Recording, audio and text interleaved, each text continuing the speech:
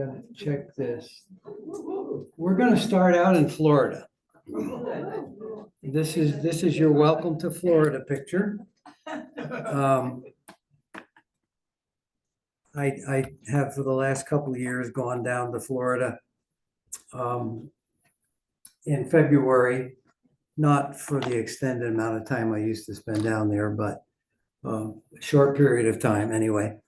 And so we'll start there, and I think this arrow, yes. Now, for those of you that have been to the Western Coast, you probably have stopped at the Venice Rookery if you're a birder.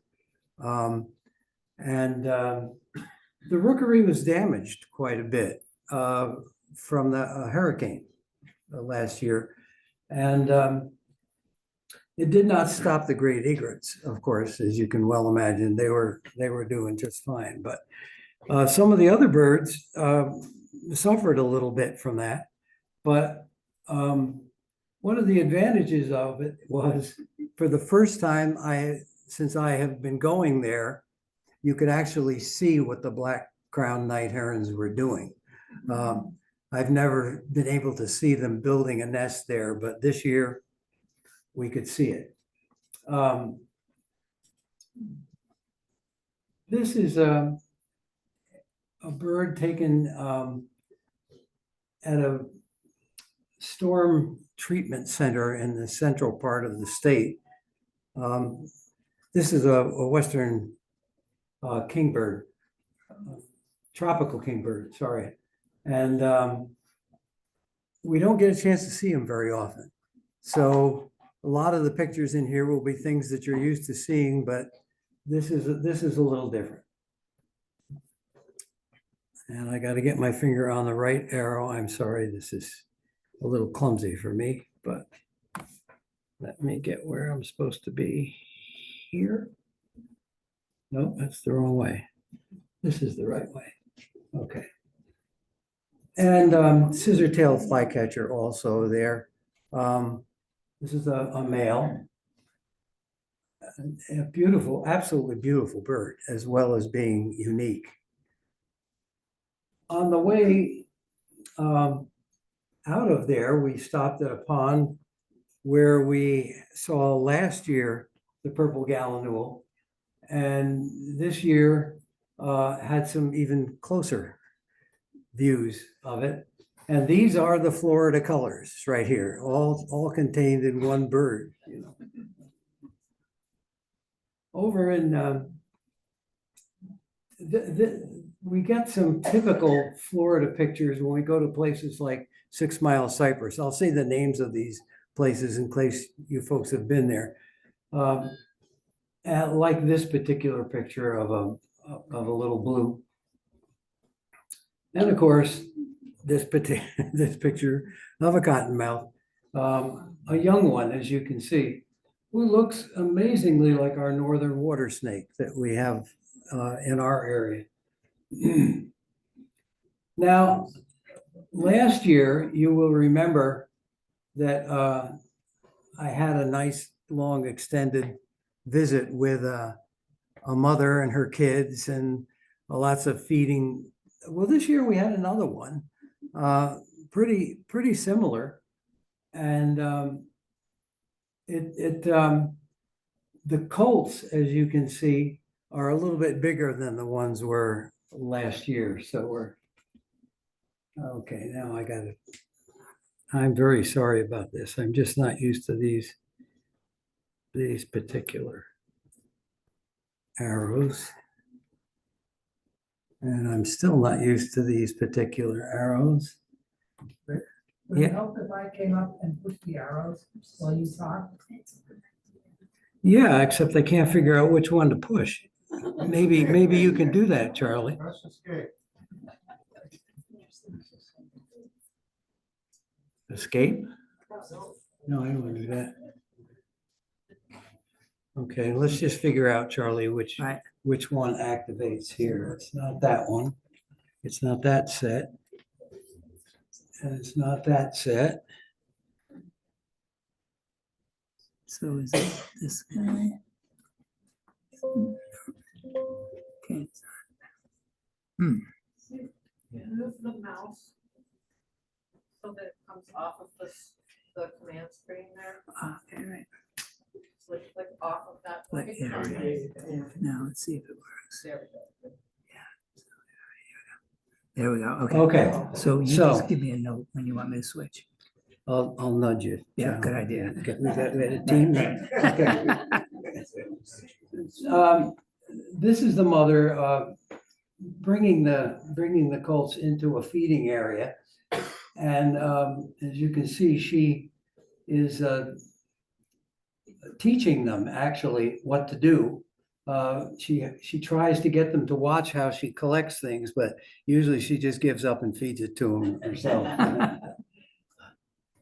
And these colts were large enough that the parents actually left them alone for a little bit, which I was very surprised about, actually. I didn't think they were old enough, but they know best.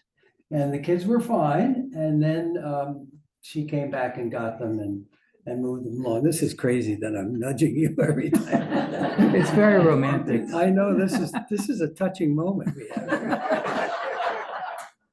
We rehearsed this. Over in Cape Coral, if you've been to Cape Coral to see the burrowing owls, this is an early morning shot, as you can see by the light, of a pair. And then once the sun comes out, we get some nice clear images of the owls.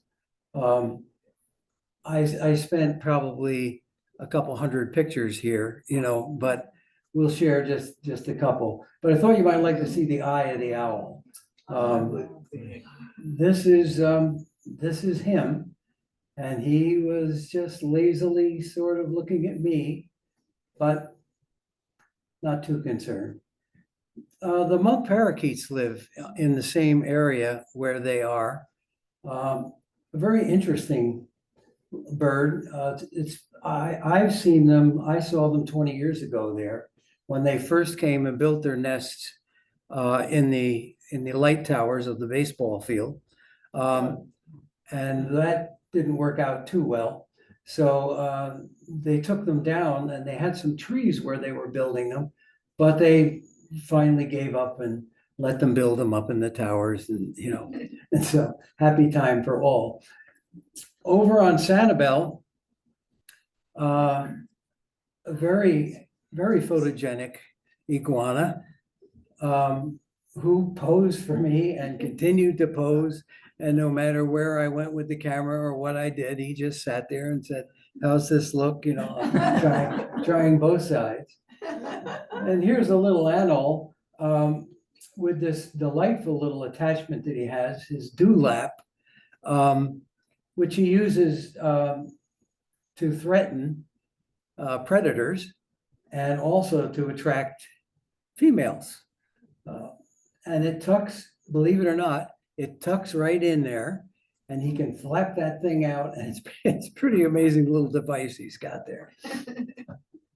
This is the Florida version of the red-shouldered hawk.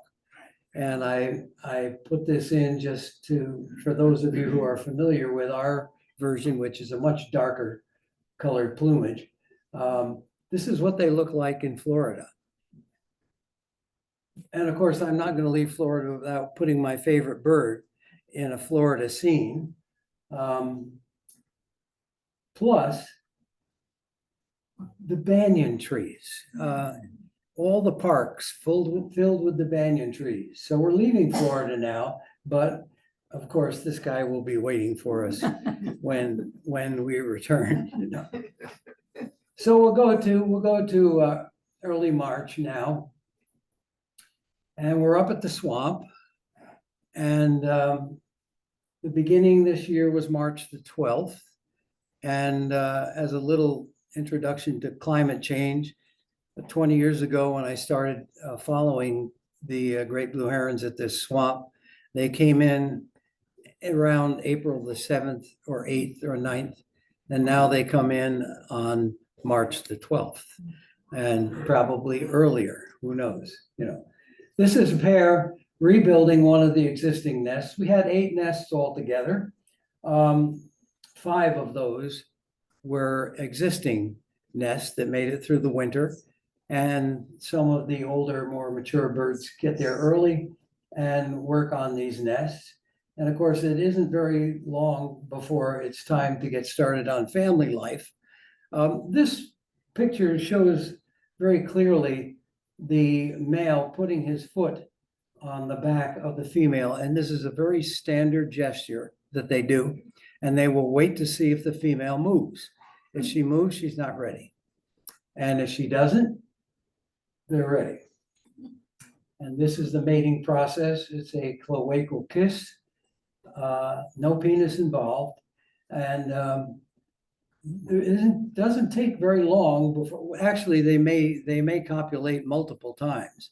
But a couple of the early females copulated once or twice, and they were right at putting eggs in the nest, which is great, except sometimes it invites an unwanted visitor. This almost mature female eagle was in the area, and this was the first time that I had seen it actually approach or sit on a nest. And even the female of the nest could not dislodge it by flybys. That just simply was not going to work, because this gal had other thoughts altogether. And the thoughts were, I am going to take an egg home. Yeah. And that's exactly what it did. Great shot. That's exactly what it did. Now, as you look at this shot, you got to say to yourself,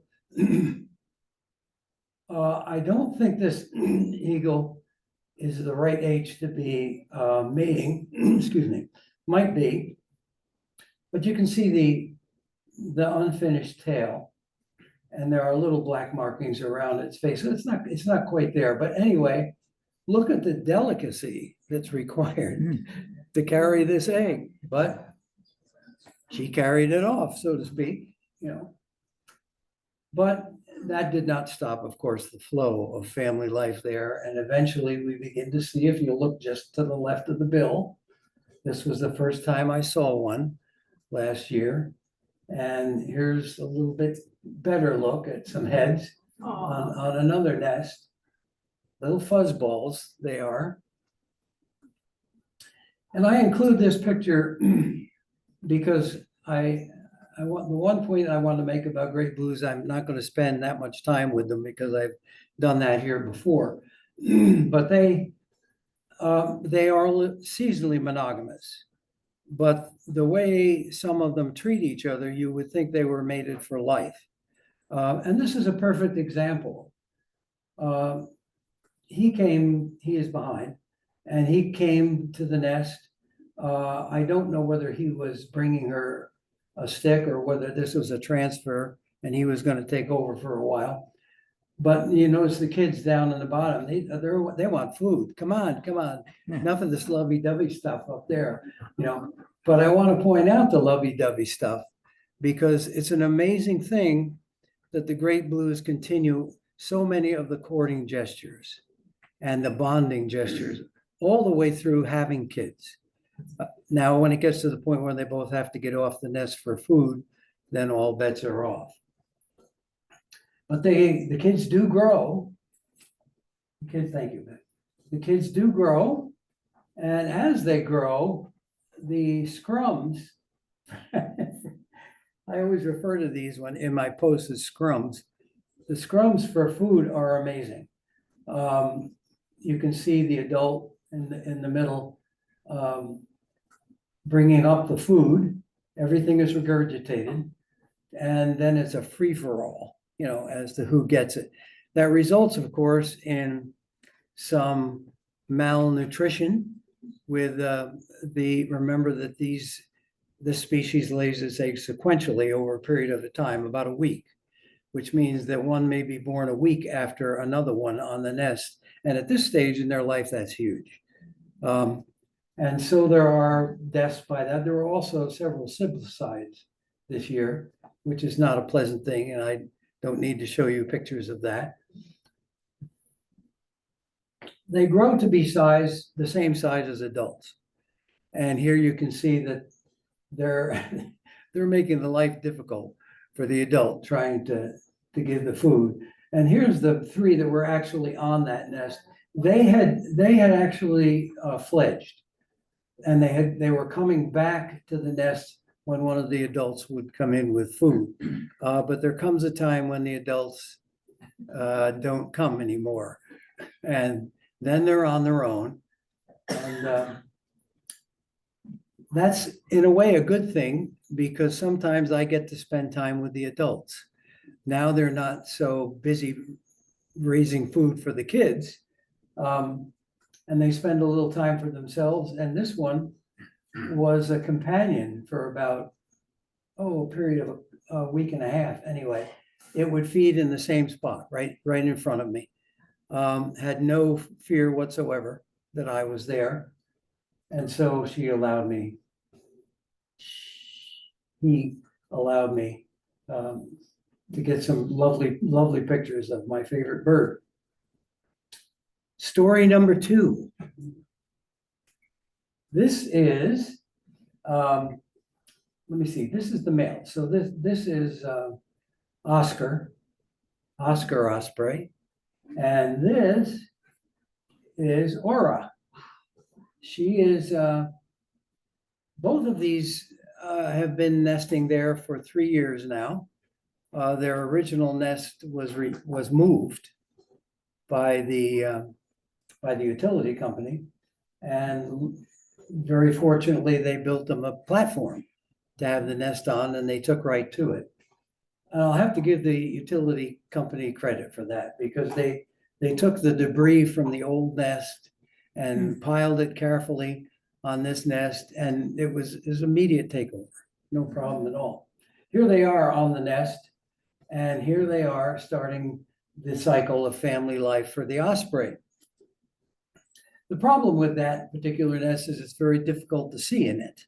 It's higher, and the angles don't work too well, but after a while you do get to see that in fact there are kids there, and there were 2, and this is the female. And if you notice in the neck of the female, the brown flecking there, that's usually an indicator that it's a female, although some males have some of it, but that's a pretty good indication. And size is true, the females are larger. But so then begins the process of feeding these kids and getting them fattened up, which she did judiciously. And by the way, so did he. This is a species where the male initially will also help with the feeding. Later, he's just dropping it off. And after several, I was going to say days, but it was actually weeks of wing exercise, they finally got to the point where they both fledged. And they would still come back, though.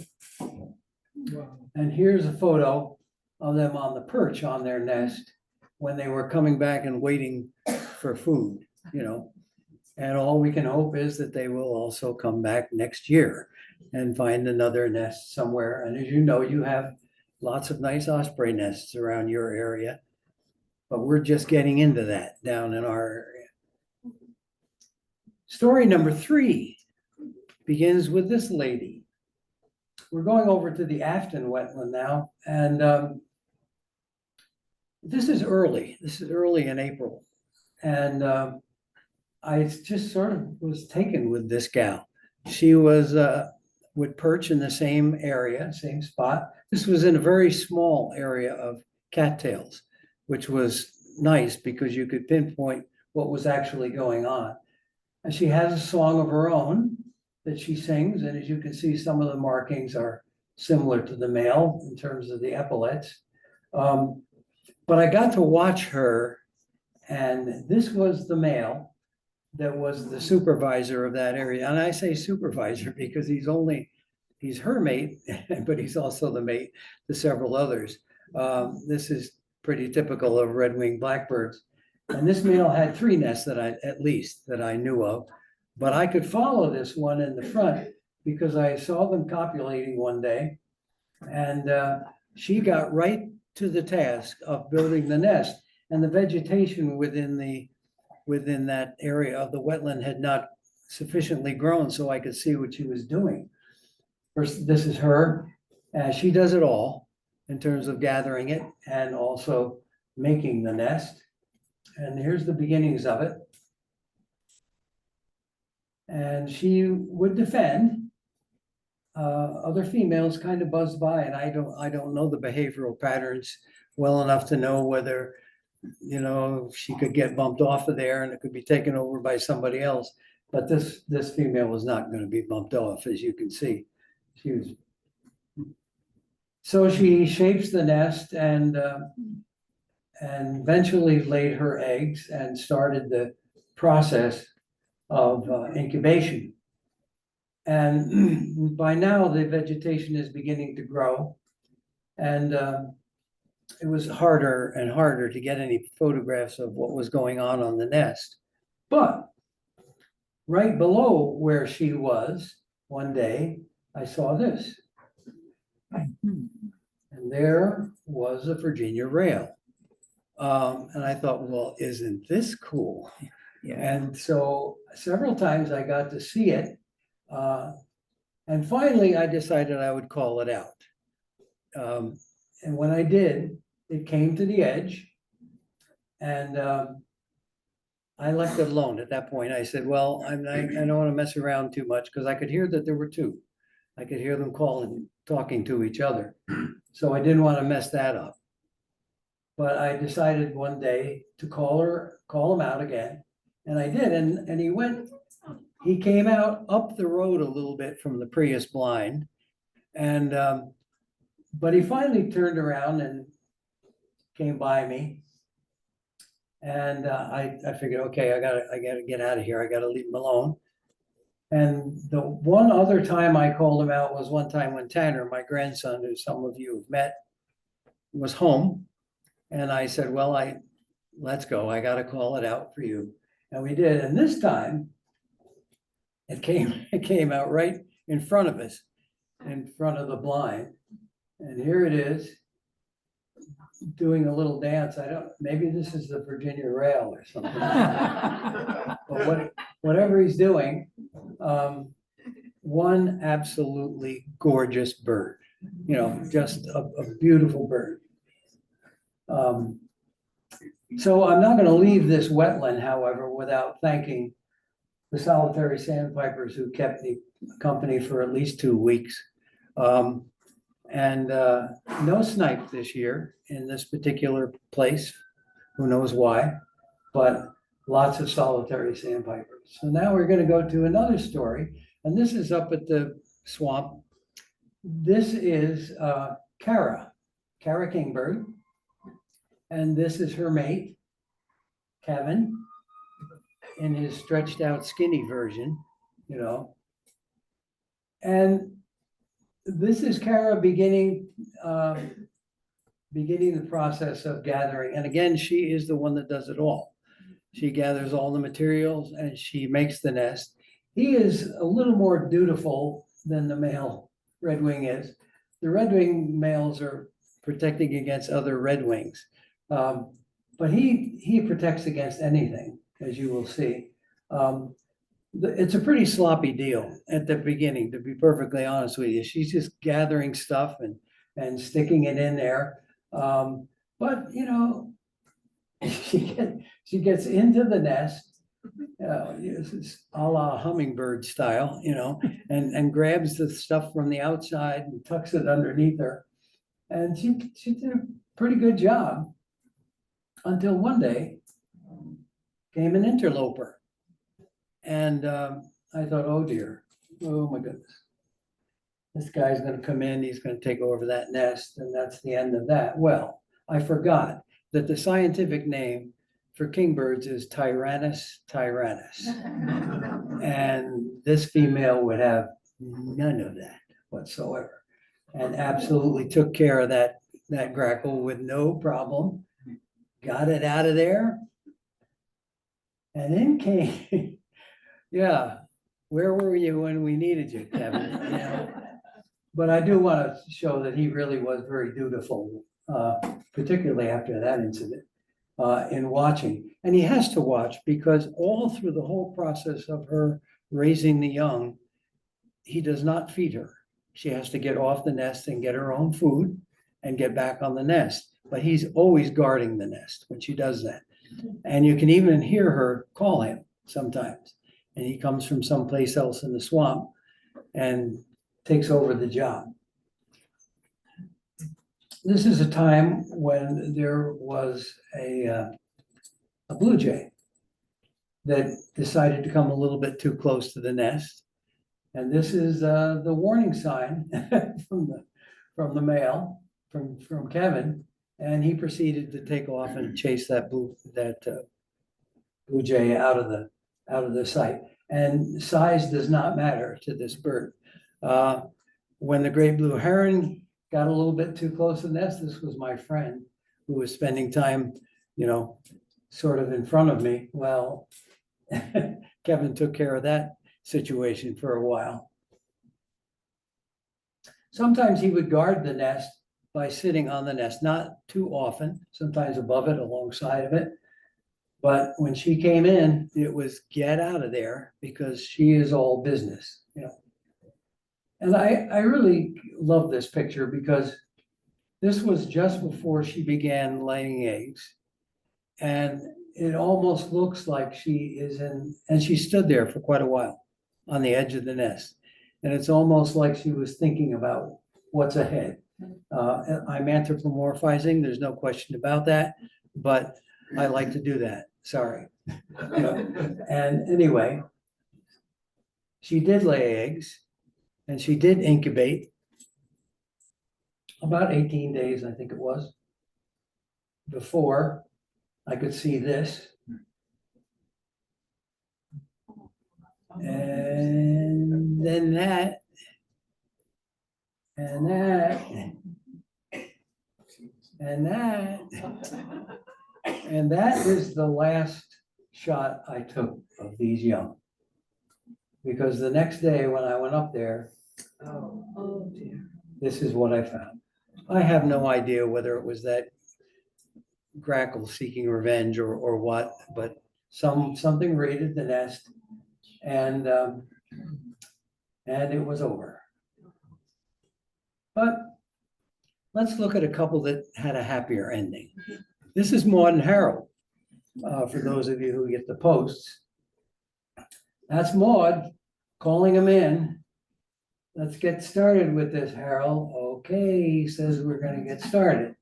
And get started they did. This is another cloacal kiss routine, so he has to move quite a bit back and forth to make sure the contact is made. And here's an after copulation shot. And boy, if that doesn't beg some captions, you know what I mean? He is on the left and she's on the right, she being larger. And he looks like, well, what'd you think of that? And she's got the pose that looks like, get over yourself, Harold. At any rate, they did have kids. This is again a problem of seeing the nest because it's a high nest. And but finally we can tell that there were young there. And this was one of the first days that I saw them. And of course, that means, they are a busy couple trying to keep these two fed and themselves fed at the same time. This is Maud doing the job, and she continues to do the job. And the kids grow very rapidly. If you followed eagle nests, you know that it's amazing. You go back there a few days later, well, they're much larger than they were. This is, in this particular nest, the young could kind of sashay out on this limb with minimal flight issues. And this was an interesting thing. This particular pair were very close to one another. They stayed close to each other, and there was a lot of communication between the two of them. But they still had to be fed. So the eagles, just like the great blues, who will not feed young off the nest, the eagles wouldn't do it either. They would come to the nest and the kids had to get their little tails back over there. And after a period of wing exercises again to build up their strength, both of the young did fledge. Leaving Maud with some time for personal items, like taking care of herself for the first time in quite a while. I just can't resist that picture. She's,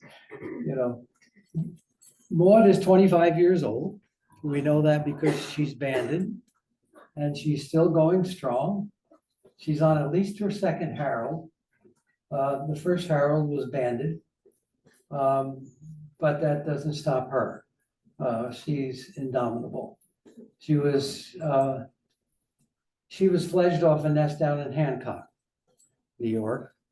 And I have a picture of her on that nest because I could read her band with some of the photos that I was taking, and I sent it to Scott Van Arsdale, who was the point man for eagles at that time. And I said, "Can you tell me anything about this bird?" He says, "Yeah, I banded it." And he not only told me when, and that she had been banded in May of the year 2000, but he sent me a picture of her on the nest. So I have a real attachment to this lady. Plus, Maud and Harold are my parents' name. Anyway, in the early spring, I came across this rough grouse, and he was doing some roughing and some posturing and some parading up and down the side of the road. So I had a good time with him, but I also want to show you that there were other times during the spring last year. I also saw some other females. This is one of them, and this is another one, and you can see that I just wanted to point out that the females can do their roughing too, But that brings us back to our main character here, and of course, those of you who know this will have to be a calendar bird for next year, no question about that, And I thought you might like to see a close-up of what that roughing looks like. I believe that pink above the eye is a sign of a male. I'm not exactly sure about that. I'll have to look that up again. But anyway, the end of that story. Okay, and on to the next story. Well, caterpillars. I came across this caterpillar, and I thought to myself, my goodness, that is a beautiful caterpillar. And it looked to me like an Indian belt or something that was done with beautiful beadwork. So I looked it up, and it's a tent caterpillar. It is the forest tent caterpillar. And you say, well, at least during this stage of your life, you can be gorgeous, But the caterpillar I want to spend time with in the story is the camouflaging caterpillar that I sent out some posts of. A very small caterpillar, if you can think of the inchworms. And he's the one that he and she, are the ones that decorate themselves with the foliage of the plant they're on. That's daisy fleabane. And I had a nice little stand of daisy fleabane so I could work photography for a couple of weeks on this species, which I found amazing. Here you can see, I don't know whether the picture is sharp enough for you can see that there's like little spines coming off the body, and that helps with them hooking the debris on, and their saliva also is like a glue, so they get it on there. Now, I had to tell you, they're a caterpillar, and they go through what are called instars, which means they get too big for their skin and they shed it. So you say to yourself, all that work is gone, and we start over again. through 4 or 5 instars. But one thing is, I took this picture to validate what there is a projection about, or a theory about, that this might be the case. That you can see some of the stuff on your back can become a snack. You know, if you don't want to do any hunting, because that's what this guy is doing right now. He's eating a piece of what was already on his back. So maybe that's a side benefit of the camouflage. They come in 2 different colors, and some colors in between is, of course, green and brown. This is the green version, and you can see Greenie here wanted some of the interior part of the flower on its back, which was not the choice of Brownie, but who knows why. This is a green one in an incredible mass of camouflage. There's no way a prey is going to know that there's a caterpillar in there. Now, if they get on a plant, this is a Philadelphia dogbane, and which comes out, this is the one that comes out lavender or purple. That's fine with them, you know, they'll do that. You might see them in your yard sometime on some of your flowers, and they'll be decorating themselves with whatever they can find, you know. Wonderful little creatures. Now, one of the beauties of having time to observe species is that sometimes you find out things that are a little different. I did not know, but I found out it's true. They can poop in pink. And that's exactly what you're looking at. Yeah. Now, who knew that he had a caterpillar that could poop in pink? Well, you know now. It's the camouflage caterpillar. This is what it becomes. A very pretty little green moth called the wavy-lined emerald. This is not this year's picture. This was from a couple years ago, three or 4 years ago, when my grandson took some of the caterpillars home and raised them so that we could have some pictures of this particular species. And now we're going to talk about snapping turtles. Early in April, big splashing going on up at the swamp. And this is what I saw. The behemoth in the back there was taking care of a youngster who probably was in the wrong place, in the wrong territory, because this is coming into mating season. And as you will see, he did a pretty good job. Now, I don't know, I can't tell you whether he destroyed the youngster or just got rid of him, you know, but after pushing him away like this, all the action stopped, you know. But there were several other times where I got a chance to look at one out in the sunlight. And these are the ladies laying eggs and let's talk a little bit about that. They have to be 25 years old before they're sexually mature. And to give you some idea of the ages, if the carapace is 7 inches, the turtle is approximately 11 years old. If the carapace is 11 inches, the turtle is approximately 25 years old. So this turtle is probably 50 years old. And you know, we get to look into the face of a creature that was essentially the same as it is today, almost 1 million years ago. And we don't have that privilege with a lot of species that we're looking at, you know. Here's a younger one. You can see that the carapace is not as full, but I wanted to give you a side view of the laying eggs. I don't go around to their back end and try to take pictures of that, you know, I don't know. Even with the zoom lens, I don't want to do that. Here's a very old female doing her thing. And as you can see, they like to go just off the road. For those of you that follow this, unfortunately, raccoons and other animals are there, and you'll come along and see that the nest has been raided. So here's our last look. If I know it's a face that only a mother can love, I understand that, but still in all, just take the glimpse, you know, into another world. And here's another face. Those of you that get the post know I love the bullfrogs.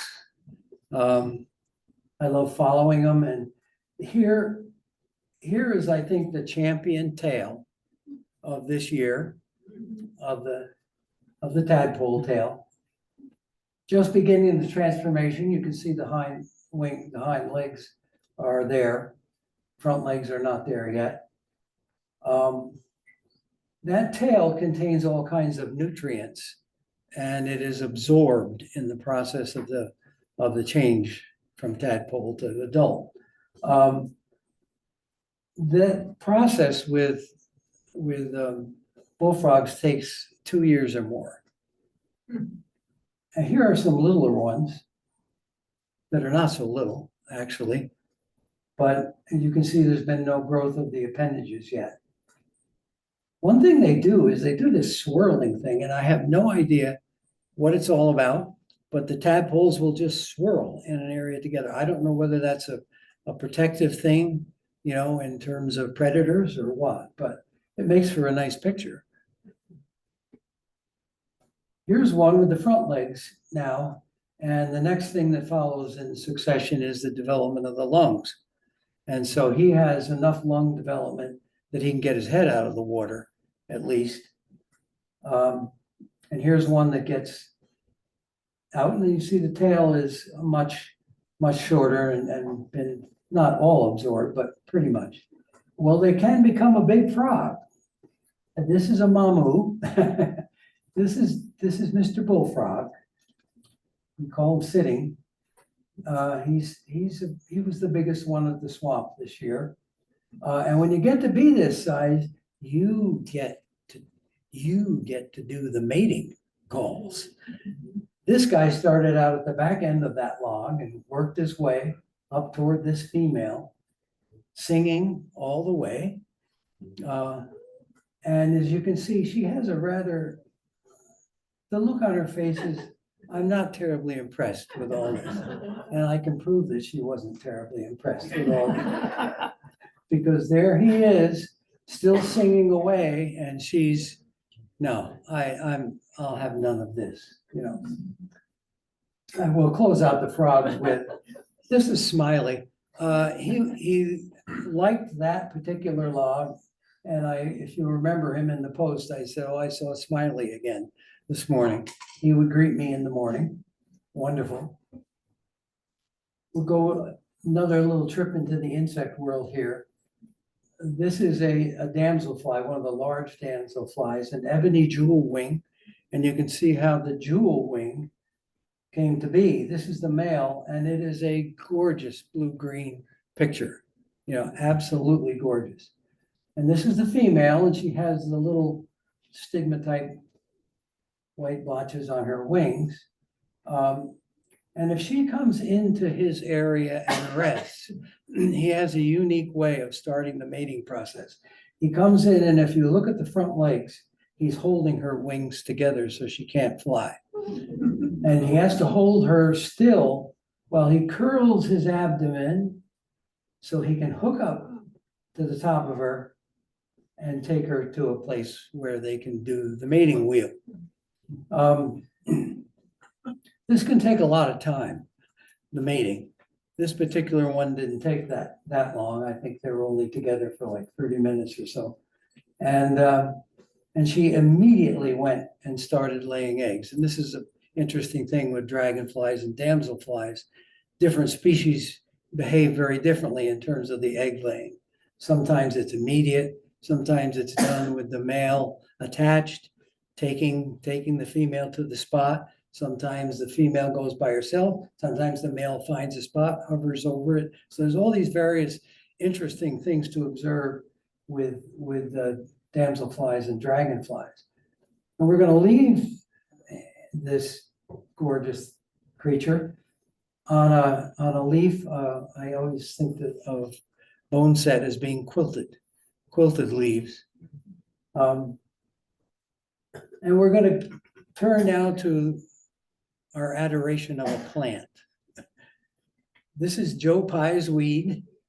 Joe Pye was supposedly a traveling medicine man back in the 1600s and saved some colony from some epidemic using, I suppose, a tincture of this plant. It became known as Joe Pye's weed, or as we now know it, Joe Pye weed. For us, the beauty of Joe Pye weed is it is a major butterfly attractor, including this tiger swallowtail, which is actually a Canadian tiger swallowtail, and lots of monarch activity on the Joe Pye weed. Many different kinds of skippers. I chose this one. This is the silver spotted skipper. Now, a little side story here. Years ago, when these skippers were more plentiful, I took a picture of everyone I could take a picture of that summer, because I was very curious about that blotch, which looks like somebody took a paintbrush and went, just chucked a little blob against this butterfly. Well, they were all the same. It is, in fact, a very specific mark on their side. But, the field birds too, the various sulfurs. This is an orange sulfur. Unfortunately, I have to tell you, the butterfly population is suffering, from my observation. I wish I could say things, but one thing that we didn't suffer from this year was getting to see Baltimore checker spots, which is one of the most gorgeous butterflies we have in our area. And they liked the Joe Pye weed. I found out later that there was a plant in a right little creek right next to it. I took the picture of this plant and I thought, I know this has something turtle in its name. And it was white turtlehead, which is the major host plant of Baltimore checker spots. So perhaps we're going to have Baltimore checker spots again next year. So here's a little collection of photographs just to give you a look at this butterfly.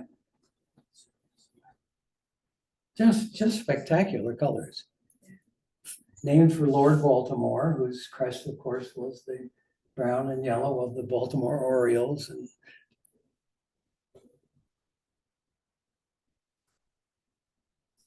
so we're going to leave this section of short stories and go to some serendipitous moments here.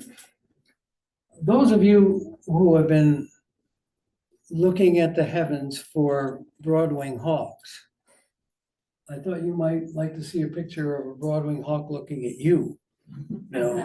This is a little different view than you'll get from the mountain. This was taken just before the migration started, and the day I read on my computer that the Hawk Week, it's coming, they're coming. They went. Now, I will admit to having a butterfly bush in my backyard. Now, I know that's not a native plant, and there are those who are not happy with those of us who like to keep a butterfly bush. But we get to see, a giant swallowtail almost every year if we have a butterfly bush. So for me, it's worth it to see a giant swallowtail, and of course, many other species as well. Serendipity is a wonderful thing when you're taking pictures. I was taking pictures of feedings.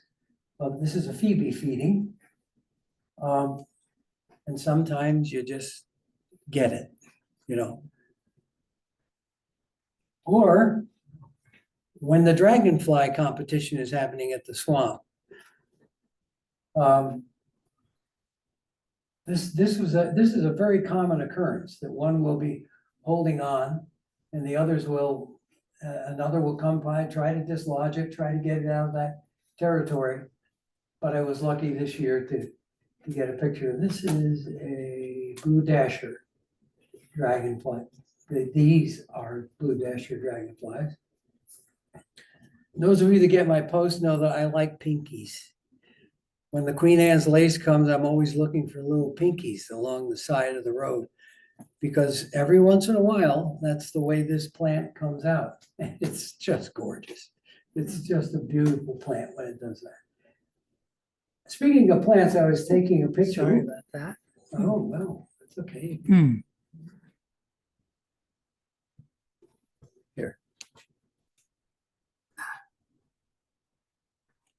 Let's go up and get it. Right. There we go. Okay.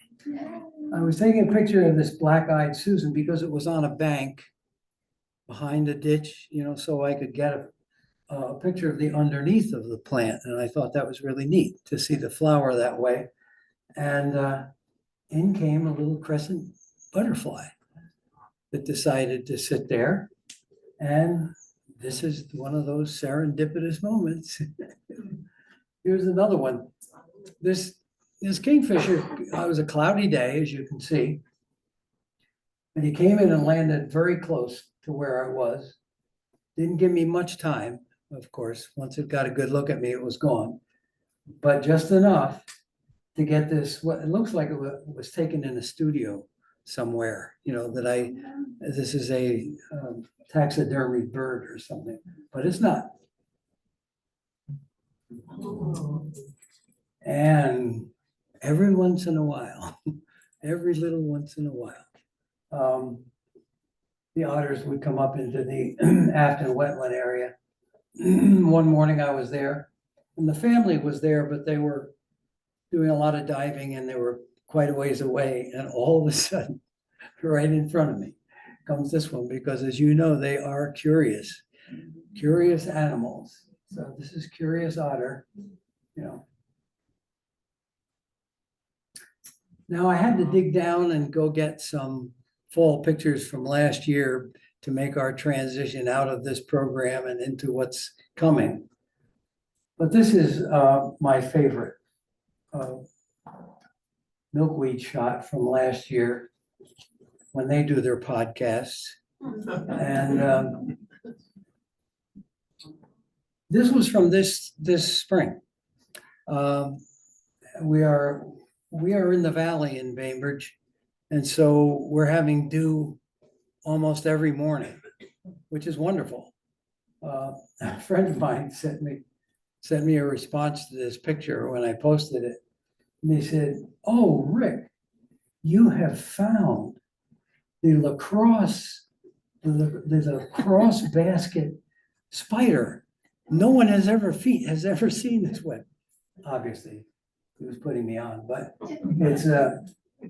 it was a wonderful little web. And you finally get a perspective of how small and delicate that web is, because you can picture a blade of grass, and it gives you a nice perspective. I'm always looking for that dewdrop that shows the entire swamp below it. That's one drop, one single drop. You gotta love that macro photography when you can do it.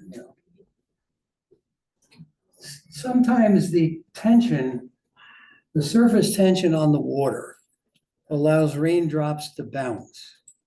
You may have seen it happen. And so I spent a lot of time one morning when it was raining, trying to capture it. And there it is. The drop has already hit and it's bouncing up in the air. I cannot in any way, in my lack of scientific knowledge, explain to you what surface tension is all about.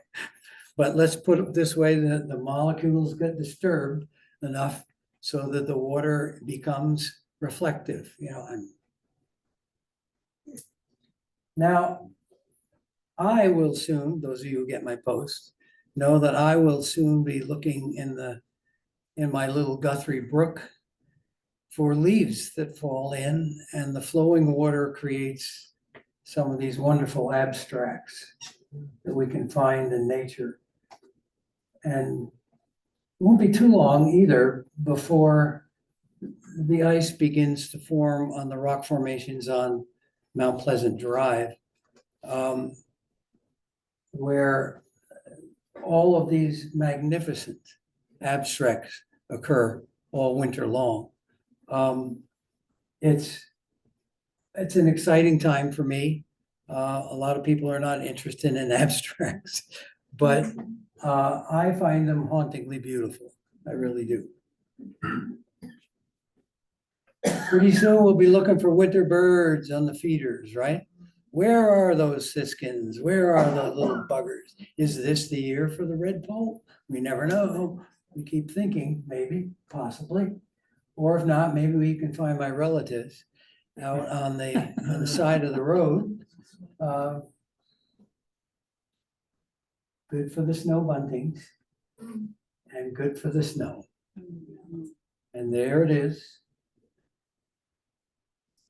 It's always fun taking pictures in the snowstorm.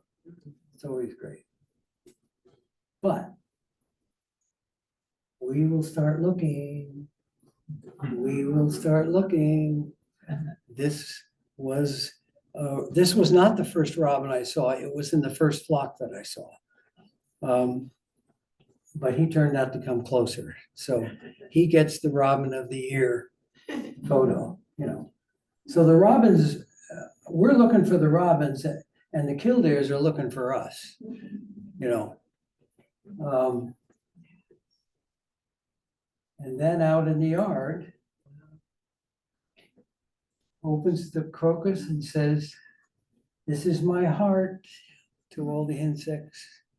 Come and get it." Now, at this point, I usually do one ending page, but I'm going to do two this time, if it's all right with you. The first one is when you see that first colt's foot by the side of the road. There's something dramatic about that, isn't it? And so for Mary Oliver, we can remember a mantra for all of us: pay attention, be astonished, and tell about it. That's her instructions for living a life from one of her poems. But because I've tried to present a spectrum of nature's activity here, I thought I'd take you back to a poet named Francis Thompson, who was a poet in the Elizabethan times, led a tortured life, to be perfectly honest with you. Academic failure, opium addiction, all kinds of things. But he wrote the Hound of Heaven, which is a fairly well-known poem about a spiritual journey. And he also wrote a poem called The Mistress of Visions. And buried in that very long poem is one line that, when I became familiar with it, has stayed with me the rest of my life and will stay with me the rest of my life. And it's all about the interrelationships of all of these things we've been looking at. So, from Francis Thompson, you cannot stir a flower without troubling a star. What a wonderful way to summarize everything that was here tonight. And for those of you who would like to get the posts that I send out, they're not going to come quite on a daily basis in this time of the year, but they'll come as fast as I can get them to you. There is my email. And if you will send your email to me, I'll put you on a list and we'll have happy times together. And I thank you very much.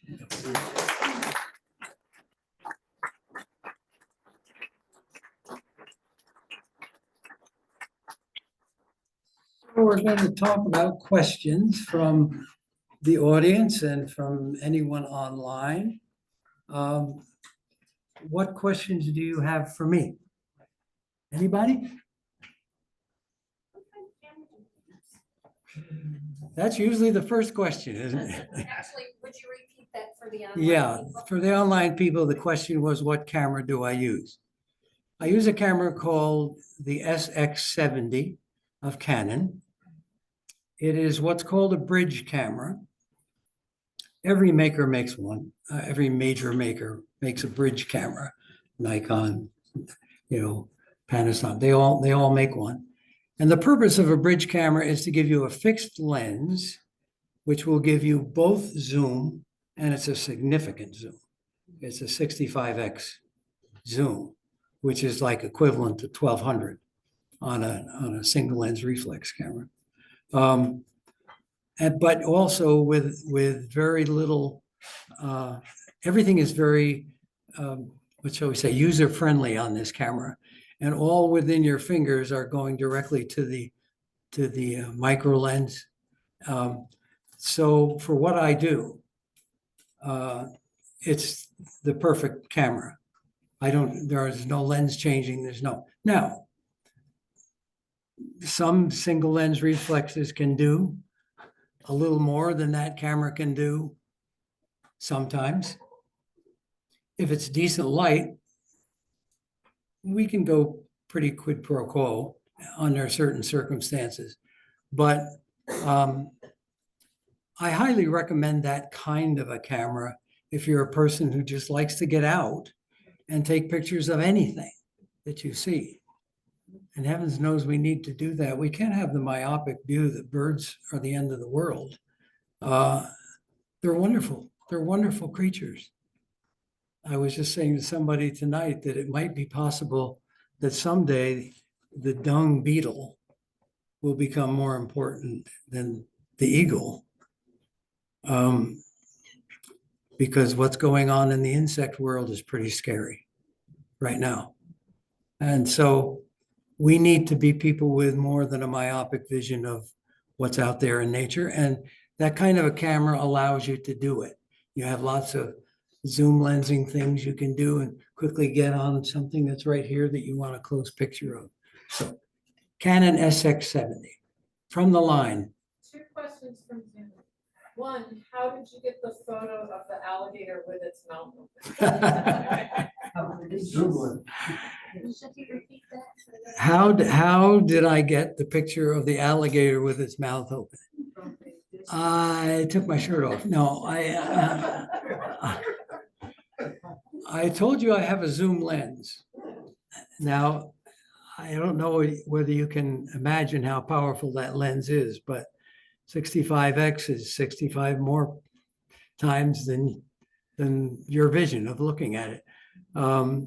So that helps a lot with photos like that, or getting a snake eating a toad or something like that, or getting in front of a snapping turtle. Second question from the line. Second question, what was the favorite flower for the checker spot butterfly? The white turtle head. White turtle head. Very interesting little plant. I sent a picture of it out in one of the posts. I'm pretty sure I did, didn't I? Yeah. I see a lot of heads. That means there's a lot of people that pay attention. Son of a gun. Sometimes I wonder, but tonight I don't. Anybody else have anything they want to talk about? Over here. I'm just wondering, you said that the great blue herons regurgitate. Yes. Do the osprey and the eagles, do they just feed them the flesh? Okay. Or do they regurgitate also? The gray blue herons do regurgitate the food, and they're very, there probably is a doctoral study somewhere about this, how they process the size of food they should be bringing to the nest. Sometimes I think it's way too big for one of these little kids. They'll bring a sunfish in and regurgitate it whole. They keep it in their crop. They don't actually partially digest it. And so sometimes you'll look at a little tiny head with a sunfish sticking out both sides, but they manage it somehow. So the process is one of weaning them away from actually feeding them. I was very surprised, quite frankly, to see Maud, the eagle, feeding her young when they were literally getting ready to fledge. I mean, that really surprised me, because usually with eagles, they bring food to the nest, they pick at it and open it up into little pieces and then feed it to the kids.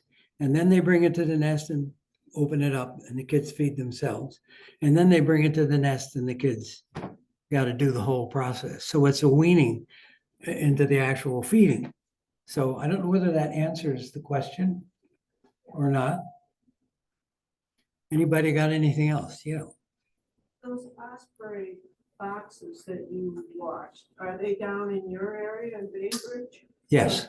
Well, they're also up here. Yes, that's what I was wondering. Yeah, it's NYSEG, New York State Gas and Electric. Bless their hearts. Yeah, they what happened with the initial nest, this is a question about the osprey nest planks that they prepare for them. Their original nest was next to a transformer that blew. And they just felt that this isn't going to work out. You know, we need to get these birds out of there. So on a nearby post, they put up one of their homemade nests.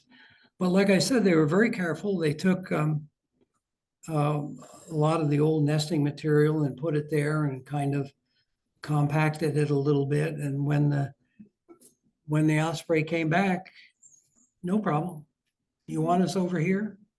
Fine with us. You know, so that was, needless to say, a delight to all who've been watching them, you know. But unfortunately, the original nest was on a short pole. And this one is on a higher pole. So you have to wait to see when the little heads appear. You know, so anything else we need to talk about today? Well, you people are wonderful. Such a great audience. And it's a joy to be with you. And it's a joy to be able to share with you as much as I can. It's a joy to be with you.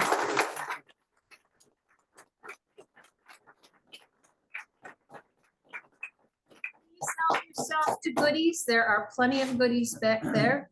Have a look around, and thank you all for coming tonight.